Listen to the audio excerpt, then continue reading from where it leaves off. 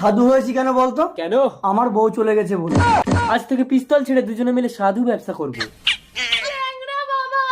আরে মাটিতে শুচ্ছ কেন? তুমি আমার বুকে সব সুন্দরী। কি সমস্যা বালিকে?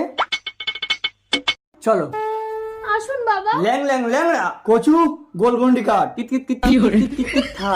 এবার তোর মেয়ে স্বামীকে ডাক। ও ঝিঙা বেরিয়ে এসো তো। দেখি দেখি। আরে এই তো আমার বউ।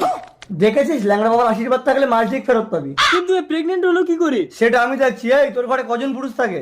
একজন, শুধু আমার স্বামী, কিন্তু সে তো আলাদা ঘুমোয়। জটিল সমস্যা। ল্যাং ল্যাং ল্যাংড়া কালো জাদুর দ্বারা এই গাজরটাকে মোচড় দিলে আসল আসামি ঠিক জায়গায় ডান পড়ে বেরিয়ে আসবে। সোনা ব্যাংক কলা ব্যাংক খাবি ল্যাংড়ার ল্যাং।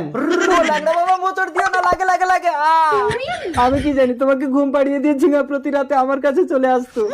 এই বাড়ি চলো। ঝিঙা, আমি খইকে ছাড়া বাঁচবো না কচু। ঠিক আছে, ওকে নিয়ে চলো। কই আমার? ওই আমার বউকে নিয়ে যাবি না?